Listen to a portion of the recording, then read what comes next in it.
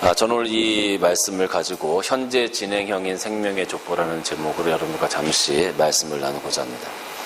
우리 한국 사회에 족보라는 것이 있습니다. 여러분들 다 잘 아시겠지만 이 족보라는 것을 통해서 우리의 뿌리가 어디에 있는지, 우리 가문이 어떻게 시작되었는지, 내가 누구의 후손인지 이런 부분들을 우리가 체크하고 또 알아볼 수가 있는 것이죠.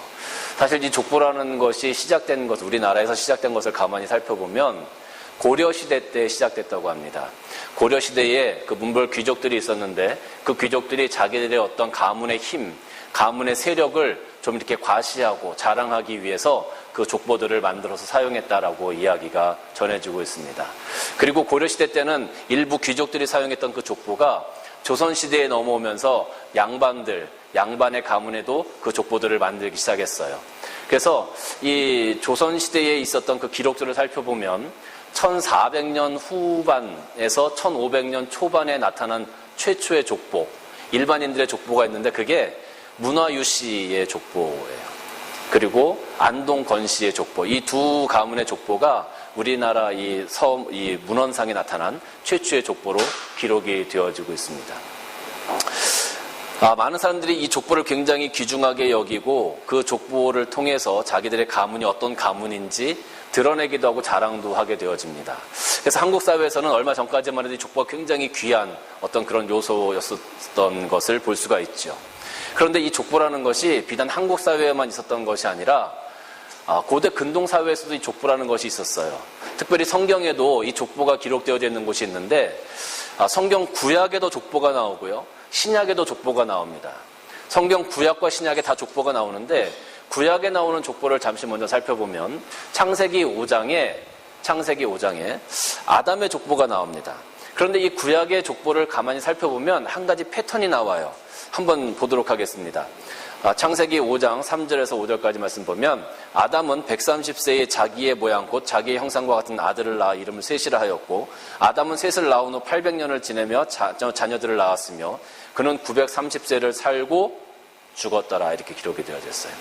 그러니까 이 구약의 족보를 가만히 살펴보면 누가 누구를 낳고 얼마를 살았고 그 다음에 죽었더라, 몇 세에 죽었더라. 이게 구약에 나타난 그 족보에 나타난 패턴입니다. 모든 구약에 나와 있는 족보의 패턴이 이런데 이 구약에 나타난 창세기 5장에 나타난 이 족보를 가만히 살펴보다 보면 이런 패턴을 벗어나는 한 사람이 나와요. 그게 누구냐면 에녹이라는 사람입니다. 에녹은 몇 세에 누구를 낳고 몇 세까지 살다가 어떻게 죽었더라 이런 패턴의 말이 나오질 않아요. 에녹은 하나님과 동행했고 하나님이 사랑하셨기 때문에 에녹을 하나님께서 데려가셨다 이렇게 기록이 되어져 있어요. 유일하게 누가 누구를 낳고 몇 세까지 살다가 몇 세에 죽었다라는 이 패턴을 벗어난 사람이 에녹이에요. 창세기 5장 21절에서 24절까지 말씀 보면 에녹은 65세에 무두셀라를 낳았고 무두셀라를 낳은 후에 300년을 하나님과 동행하며 자녀들을 낳았으며 그는 365세를 살았더라. 에녹이 하나님과 동행하더니 하나님이 그를 데려가심으로 세상에 있지 아니하였더라. 그런데 여기 보면은요, 24절 보면 에녹이 하나님과 동행하였다 그랬어요. 에녹이 하나님과 동행하였다. 또 22절 말씀 보면 무두셀라를 낳은 후 300년을 하나님과 동행하였다. 이 동행하였다라는 이 단어, 이 원어를 살펴보면 뜻을 같이 하여 갔다라는 의미가 있어요. 뜻을 같이 하여 갔다. 그러니까 하나님과 동행하였다라는 의미는 하나님과 뜻을 같이 해서 300년을 살았다는 거예요. 여러분, 우리가 뜻을 같이 한다는 것이 굉장히 중요합니다. 우리 산예등불교회 우리 성도님들이 모이셨는데 우리가 비전 쉐어나 이런 것들을 바라보면서 우리 뜻을 지금 같이 하고 있죠. 뜻을 같이 하고 있으니까 우리들의 마음이 하나가 돼서 하나님의 사역을 지금 감당해 나갈 수가 있는 겁니다. 이 뜻을 같이 한다는 게 굉장히 중요하거든요. 부부가 연합해서 한 몸을 이루어요. 그러면 그 모든 생각까지도 같이 하게 되어지는 거예요. 그러니까 에녹이 하나님과 동행했다라는 것은 하나님의 모든 말씀대로 순종하면서 하나님의 생각대로 자기가 살려고 노력했고 그렇게 살아갔더니 하나님이 에녹을 사랑해서 이 땅에 있지 않고 데려가셨다라는 이런 문구가 나타나게 됐다는 거예요. 이 동행했다라는 그 히브리어 원어를 살펴보면 이것이 쓰여진 곳이 한 곳 더 나오는데 어디가 나오냐면 시편 26편 3절에 보면 여기도 행하여라는 단어가 나옵니다. 행하여. 그런데 이 행하여라는 단어를 사용했던 그 헬라어 본문의 단어가 에녹의 동행했다라는 단어와 똑같은 거예요. 주의 인자하심이 내 목전에 있나이다. 내가 주의 진리 중에 행하여. 이것은 다윗의 시인데요. 다윗이 항상 진리 중에 하나님의 진리와 함께 자기가 동행했다. 하나님께서 말씀하신, 하나님께서 나에게 명령하신 그 명령을 항상 준행하고 그 명령과 함께 살아갔다라고 다윗은 지금 고백하고 있는 겁니다. 근데 여러분 한번 생각을 해보세요. 구약의 모든 패턴이 누가 누구를 낳고 몇 세까지 살았고 몇 세에 죽었다. 그런데 에녹만큼은 그 패턴이 아니었다라고 제가 말씀을 드렸죠. 에녹이 다른 사람들과 다른 것이 있었다면 하나님과 동행했다는 거예요. 하나님과 동행했다. 하나님의 뜻과 함께 살아갔다라는 거예요. 이것은 우리 인간들은 아담으로부터 죄가 이 땅에 들어와서 다 죽을 수밖에 없지만 하나님과 동행하는 것, 하나님의 진리 중에 행하는 것, 그거 하나, 우리가 그거를 잘 지켜나가면 하나님께서 우리를 축복하시고 우리에게 은혜를 주셔서 우리가 이 땅에서 죽지 않는 영생을 소유할 수 있게 된다라는 그런 하나의 예표를 우리들에게 보여주시는 거예요. 여러분이 구약의 이야기를 지금 잠깐 말씀드리니까 이게 지금 무슨 말씀인가 잘 여러분들 이해가 안 되실 것 같아요. 우리 신약으로 한번 가보도록 하겠습니다. 오늘 신약의 말씀을 살펴보면 구약에 나오는 그 족보의 패턴과는 조금 다른 부분이 있어요. 무슨 말이냐면 마태복음 1장 1절과 2절 말씀 보면 아브라함과 다윗의 자손 예수 그리스도의 계보라 아브라함이 이삭을 낳고 이삭은 야곱을 낳고 야곱은 유다와 그의 형제들을 낳고 이렇게 기록이 되어져 있어요. 오늘 이 마태복음 1장에 나와 있는 족보는 아브라함부터 다윗까지 14대, 다윗부터 바벨론 시대까지 14대, 바벨론 시대부터 그리스도까지 14대가 기록이 되어져 있다고 했는데 여러분 한번 가만히 보세요. 지금 신약에 나와 있는 이 족보의 패턴이 누가 누구를 낳고 누가 누구를 낳고 누가 누구를 낳고 구약에 나와 있는 패턴과 뭔가 조금 다른 게 있어요. 잘 모르시겠죠? 그럼 두 가지를 한번 비교해서 한번 보세요. 지금 신약에 나와 있는 족보의 패턴과 구약에 나와 있는 족보의 패턴 중에서 다른 게 딱 하나 있습니다. 구약에 나와 있는 것이 신약에 나오지 않는 것이 한 단어가 있어요. 무슨 단어가 없어요? 죽었더라가 없잖아요. 죽었더라가 없어요. 죽었다는 말이 없어요. 죽었다는 말이 없다는 거죠. 구약에 있는 사람들은 다 죽었어요. 오직 에녹만 빼놓고. 에녹은 하나님의 진리를 행했던 사람이고 하나님의 사랑을 받았던 사람이고 하나님과 동행했던 사람이에요. 에녹만 빼놓고 다 죽었는데 신약에 와서 족보를 보니까 죽은 사람이 없네. 죽은 사람이 없어요. 마태복음 1장 16절 말씀까지 쭉 가다 보면 마지막에 어떤 말씀이 나오냐면 야곱은 마리아의 남편 요셉을 낳았으니 마리아에게서 그리스도라 칭하는 예수가 나시니라. 예수 그리스도의 족보 안에는 죽는 사람이 없다는 거예요. 예수 그리스도를 믿는 사람은 죽지 않고 하나님께서 주시는 영생 가운데 거할 수 있다는 거죠. 예수 그리스도의 십자가를 바라보는 자는 결코 사망의 권세 아래 놓이지 않게 된다는 거예요. 예수 그리스도를 입으로 고백하는 자, 시인하는 자, 믿음 가운데 세워지는 자들은 이 땅에서 죽지 않고 하나님의 은혜 가운데 영생을 얻을 수 있게 된다라는 거죠. 여러분, 예수님께서 이 땅에 오셔서 이 예수 그리스도의 족보를 바라보면 예수님께서 이 땅에 오셔서 구약에 있는 사망의 족보를 신약에 있는 생명의 족보로 바꾸셨어요. 그러면 어떤 사람들은 그렇게 얘기할 수 있어요. 아니, 목사님, 신약에 있는 사람들이 하나도 안 죽었다 그러면 요셉은 지금 어디 있습니까? 마리아는 지금 어디 있습니까? 그 사람들 지금 있어야 될 것 아닙니까? 우리 이렇게 초등학생 같은 질문을 하지 마시고 우리가 육신적으로 안 죽었다는 게 아니잖아요. 지금 우리들은 육신은 한계가 있어서 이 땅에서 다 죽을 수밖에 없어요. 첫 번째 사망은 하나님께서 정한 것이지만 두 번째 사망은 예수 그리스도의 이름으로 말미암아 하나님의 심판을 면하게 되어지고 천국에서 우리가 영생을 누리게 될 것을 여러분 믿으시기를 주님의 이름으로 축원합니다. 예수님께서 이 땅에 오셔서 사망의 족보를 생명의 족보로 바꾸셨어요. 그리고 누구든지 예수 그리스도를 구주로 영접하고 예수 그리스도를 고백하는 자들은 다 영생을 얻게 하셨다는 것이죠. 요한복음 3장 16절 말씀 보면 하나님이 세상을 이처럼 사랑하사 독생자를 주셨으니 이는 그를 믿는 자마다 다 멸망하지 않고 영생을 얻게 하려 하심이라. 여러분, 구약은 우리가 일반적으로 신학적으로 나눌 때 구약은 성부의 시대라고 얘기를 해요. 신약은 성자의 시대라고 얘기를 해요. 지금은 성령의 시대라고 얘기를 해요. 구약에 있는 족보는 어떻게 보면 사망의 족보였어요. 신약의 족보는 생명의 족보였어요. 그럼 오늘날 우리가 성령의 시대를 살아가고 있는 이때에 우리가 가지고 있는 족보는 과연 어떤 족보일까요? 여러분, 예수님께서 승천하신 이후에 성령께서 역사하시기 시작하면서 이 족보의 개념이 바뀌어지기 시작했습니다. 어떻게 바뀌어졌냐 하면 예전에는 모든 족보가 혈연 관계에 매어져 있었어요. 누가 누구를 낳고 누가 누구를 낳고 누가 누구를 낳고 다 자식으로 전승되어지는 그런 혈연 관계였다는 거죠. 그런데 성령께서 오신 다음에는 이 혈연 관계의 족보가 영적인 관계의 족보로 바뀌어지게 됐다는 겁니다. 영적인 관계의 족보가 과연 무엇일까? 예수 그리스도를 우리가 구주로 고백할 때 하나님께서 우리를 예수 그리스도의 십자가로 말미암아 자녀 삼아 주셨다라는 거예요. 예전에는 족보가 이스라엘 민족 안에만 있었지만 이제는 이 영적인 족보가 온 세계 망방으로 퍼져나가서 누구든지 예수 그리스도를 고백하는 자들은 다 하나님의 자녀가 되게 하셨다는 거예요.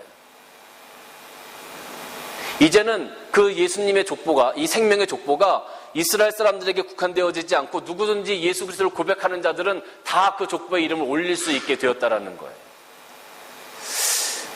고린도서 6장 18절 말씀 보면 너희에게 아버지가 되고 너희는 내게 자녀가 되리라. 전능하신 주의 말씀이니라 그랬어요. 너희에게 아버지가 되고 너희는 내게 자녀가 되리라. 여러분, 우리가 하나님의 자녀가 될 수 있는 어떤 이유가 있나요? 우리가 어떻게 하나님의 자녀가 될 수 있나요? 어떻게 우리가 하나님을 아버지라고 부를 수 있나요? 그런데 그런 권세를 우리에게 주시겠다는 거예요. 에베소서 1장 5절 말씀 보면 그 기쁘신 뜻대로 우리를 예정하사 예수 그리스도로 말미암아 자기의 아들이 되게 하셨다 그랬어요. 예수 그리스도로 말미암아 우리는 하나님의 자녀가 될 수 있는 권세가 없는 사람이고 그런 자격이 없는 사람인데 예수 그리스도로 말미암아 우리를 하나님의 자녀가 되게 하셨다고 이렇게 성경은 기록하고 있어요. 로마서 말씀을 보면 그러므로 형제들아 우리가 빚진 자로 돼 육신에게 져서 육신대로 살 것이 아니니라. 너희가 육신대로 살면 반드시 죽을 것이로되 영으로서 몸의 행실을 죽이면 살리니 무릇 하나님의 영으로 인도함을 받은 사람은 곧 하나님의 아들이라. 너희는 다시 무서워하는 종의 영을 받지 아니하고 양자의 영을 받았으므로 우리가 아빠 아버지라 부르짖느니라 그랬어요. 예수 그리스도를 믿음으로 말미암아 예수 그리스도의 십자가로 말미암아 이제 우리는 사망의 권세에 있지 아니하고 종의 권세에 있지 아니하고 어둠의 권세에 있지 아니하고 하나님의 양자가 되어져서 하나님께서 주신 그 영적인 족보에 우리들의 이름을 올리게 되었다는 거예요. 여러분, 족보에 이름이 올라가면 어떤 현상이 나타나냐 하면 내 신분이 바뀌어지게 됩니다. 내가 어떤 출신이든지 그것은 상관이 없어요. 내가 무엇을 하든지 그것은 상관이 없어요. 내가 공부를 많이 했던, 내가 가진 것이 많든, 내가 병들었건, 내가 가난하건, 내가 천출 출신이건 그것은 중요하지 않아요. 족보에 이름이 올라가는 그 순간 나는 그 가문의 사람이 되는 겁니다. 족보에 이름이 올라가는 그 순간 나는 그 사람의 아들이 되는 거예요. 하나님께서 영적인 족보에 우리들의 이름을 올려주시는 그 순간 우리는 더 이상 사단의 권세와는 상관없는 사람이 되는 겁니다. 사망의 권세와는 상관이 없는 사람이 되는 겁니다. 하나님께서 우리들의 이름을 영적인 족보에 올려주시는 그 순간, 내가 예수 그리스도의 십자가를 고백하는 그 순간, 내가 예수 그리스도를 바라보면서 믿음으로 그것을 고백하는 순간 우리들의 이름은 그 영적인 족보에 쓰여지게 된다는 거죠. 그럼 내가 지금까지 어떠한 삶을 살았는지는 더 이상 문제가 되지 않아요. 그 영적인 족보에, 생명의 족보에, 그 생명책에 우리들의 이름이 쓰여지는 그 순간 우리는 하나님의 자녀가 되는 것이기 때문에 그래요. 혈연 관계로 맺어지는 것이 아니라 영적인 고백으로 맺어지는 그런 믿음의 고백을 통해서 우리가 하나님의 자녀가 되어진다는 거죠. 그 사명을 위해서 예수님께서 이 땅에 오신 거잖아요. 그것 때문에 예수님께서 십자가에 달려 돌아가 주신 거잖아요. 그것 때문에 예수님께서 이 땅에 오셔서 고난을 당하신 거잖아요. 사랑하는 성도 여러분, 이제 여러분들은 하나님께서 여러분들을 선택하시고 여러분들의 입술로 예수 그리스도를 고백하게 하셔서 하나님께서 가지고 계신 그 영적인 족보에, 그 생명책에 여러분의 이름을 써 넣으신 줄로 믿으시기를 바랍니다. 그러면 우리가 이 영적인 족보를 과연 이렇게 이해하긴 하는데 과연 우리가 어떻게 확인을 할 수 있습니까? 목사님 보셨습니까? 저도 아직 못 봤습니다. 그런데 어떻게 이렇게 설교를 하십니까?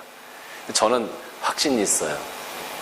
성경 말씀을 보면 확실히 그런 이야기가 나오거든요. 계시록 20장 12절 말씀 보면 어떤 말씀이 있냐면, 또 내가 보니 죽은 자들이 큰 자나 작은 자나 그 보좌 앞에 서 있는데 책들이 펴 있고 또 다른 책이 펴졌으니 곧 생명책이라. 죽은 자들이 자기 행위를 따라 책들에 기록된 대로 심판을 받으니, 이렇게 기록되어 있어요.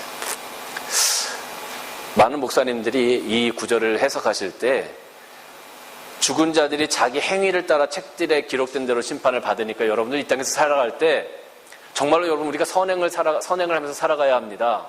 정말로 이 땅에서 빛과 소금 된 삶을 살아가기 위해서 우리가 최선을 다해야 되고 많은 어떤 봉사도 해야 되고 헌신도 해야 됩니다. 이렇게 이야기를 하시는 분들도 많이 있습니다. 그 말씀이 틀렸다고는 할 수 없어요. 그러나 중요한 것은 뭐냐 하면 그 생명책에 죽은 자들이 자기 행위를 따라 책들에 기록된 대로 심판을 받는다고 그랬어요. 생명책에 우리들의 이름이 기록되려면 우리에게 필요한 행위가 한 가지 있습니다.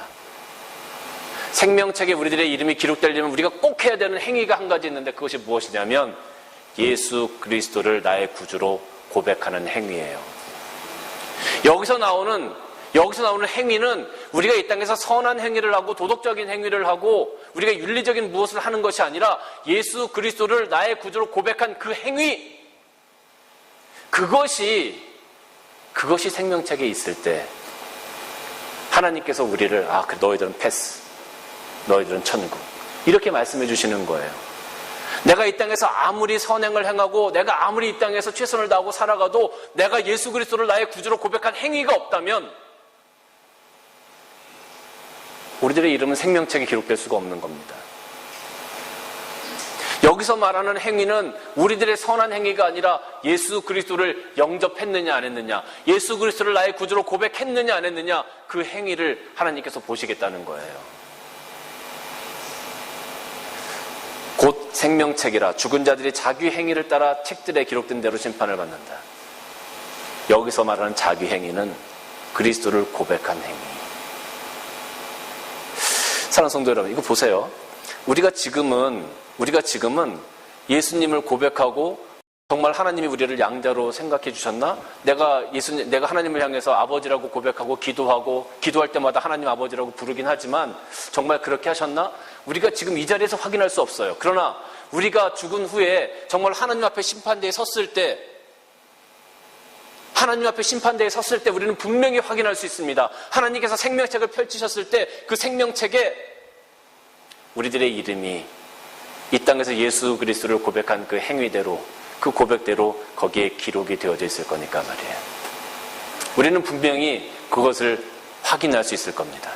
여러분의 두 눈으로 하나님 앞에서 분명히 확인할 겁니다. 하나님의 영적인 족보에 우리들의 이름이 이렇게 올라가 있는 거예요. 예수 그리스도로 말미암아 우리가 하나님의 자녀됐다는 것을 하나님께서 이제는 인치시고 보증해 주시고 도장을 찍어 주시는 그런 것들을 통해서 우리가 하나님의 자녀됐다는 걸 믿어야 합니다. 여러분, 이 땅에서 살아가면서 어떤 사람이 정말로 천출 출신이고 이 땅에서 비루하게 살아가는 사람이 있었어요. 그런데 그 사람이 권세 있는 가문의 양자가 되어서 그 족보에 이름이 딱 올라가게 되었습니다. 그러면 그 사람은 더 이상 이 땅에서 비참하게 살아가는 사람의 신분이 아닌 거예요. 그 사람은 신분이 바뀌어지게 되는 겁니다. 그래서 이제는 그 사람은 그 훌륭한 가문의 가문의 아들로서 살아가면서 그 가문의 권세를 누리고 그 가문의 권세를 사용하면서 살아가는 사람이 되는 거죠. 오늘 여러분들이 이 땅에 살아가면서 하나님의 그 영적인 족보에, 그 생명의 족보에 여러분의 이름을 올리셨어요. 예수 그리스도를 여러분 구주로 다 영접하셨죠. 예수 그리스도를 여러분의 구주로 다 고백하십니까? 예수님을 여러분의 구주로 다 고백하십니까? 이 땅에서 나 때문에 돌아가시고 나 때문에 십자가에 달려 돌아가신 그 예수님을 여러분 사랑하시고 믿음으로 고백하십니까? 그렇다면 여러분들은 이제 그 생명책에, 그 생명의 족보에 여러분들의 이름이 기록되었음을 믿으셔야 합니다. 그리고 여러분들이 이제 하나님의 자녀가 되었어요. 지금까지 우리가 그렇게 고백하고 우리가 그런 믿음을 갖고 살기 전에는 세상에게 터지고 사단에게 두들겨 맞고 가는 데마다 문제가 생기고 정말로 그것을 해결하기 위해서 내가 힘들고 어려운 삶을 살았지만 이제 내가 하나님의 족보, 그 영적인 족보에 우리들의 이름을 올렸어. 그리고 하나님의 자녀가 됐어요. 하나님의 아들, 딸이 되었어요. 그러면 하나님의 아들, 딸로서 그 권세를 누려가면서 그 권세를 사용해 가면서 이 땅에서 우리가 살아가야 되는 것 아니겠습니까? 그 족보에 이름이 올라갔음에도 불구하고 아유, 나 같은 사람이 무슨 저렇게 훌륭한 집안의 자녀가 될 수 있어. 나는 그냥 살던 대로 살란다. 이 얼마나 어리석은 생활입니까? 하나님께서 우리에게 주신 큰 은혜, 나의 이름을 하나님께서 직접 그 생명책에 예수 그리스도로 말미암아 써주신 그 은혜, 그걸 생각하면서 우리가 이 땅에서 이제는 좀 당당하고 또 감사하면서 하나님의 자녀답게 이 땅에서 살아가시는 여러분들 지금 주님의 이름으로 간절히 축원합니다. 어떠한 문제가 오든지 어떠한 어려움이 오든지 어떤 난관이 나의 앞에 있든지 간에 예수 그리스도의 권세로 말미암아 여러분 당당하게 살아가시고 예수 그리스도의 권세를, 예수 그리스도의 이름을 선포하시면서 살아가시기를 주님의 이름으로 바라요.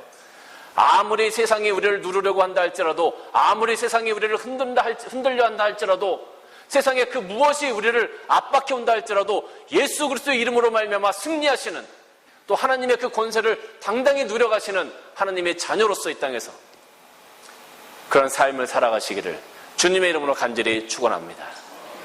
그런 삶을 살아갈 때 아마 하나님께서 가장 기뻐하시지 않겠나 싶어요. 그래, 내 자녀들이, 내 아들들이, 내 딸들이 이 땅에서 이렇게 당당하게 살아갈 수 있다면 하나님께서 얼마나 기쁘시겠습니까? 여러분의 자녀가 이 땅에서 살아갈 때 무엇인지 당당하고 무엇인지 잘 해나가는 그런 삶을 바라보면 얼마나 기쁘겠어요. 근데 여러분의 자녀가 맨날 어디 가서 두들겨 맞고 되는 일도 안 되고 얼마나, 그러면 여러분 마음이 얼마나 속상하시겠어요. 하나님께서 여러분들을 바라보실 때도 마찬가지입니다.